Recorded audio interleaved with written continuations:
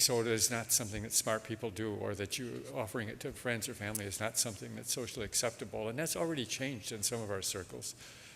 And we obviously are trying to expand that. So I think it's not offered to faculty at their dinner. Right.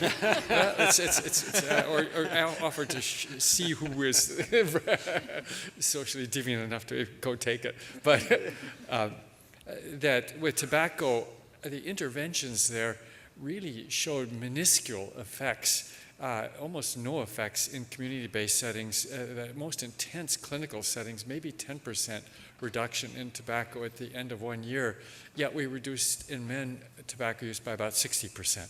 So I think it gets at your point here. I think we're really aiming for a much bigger impact. It's important to do the kind of analyses that Steve is doing, which shows that there will be some important concrete gain. But in the end,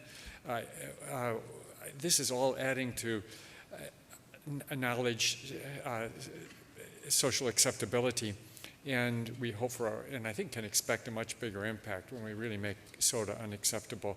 But just a simple multiplication of what you did with about a 20% reduction, you got about a 1% reduction in obesity. If you removed it all, you'd presumably, by your model, eliminate or reduce prevalence by about 5%, which should be our goal. But I think we actually can do more than that. Thank you guys very much. Thank you so much for the presentations. I have two questions, one to Dr. Elino and one to Dr. Malik. So my first question is, have you ever checked the effect of carbonation on microbiome? Because if we want to recommend some substitutes to sugar-sweetened beverages, fruit juices, now our options are getting limited, and I was just wondering about the seltzers.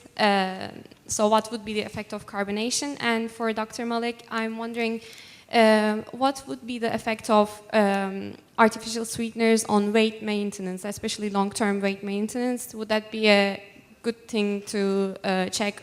Because weight loss is so difficult, but maybe long-term weight maintenance can be an end goal that we can be happy. I don't know.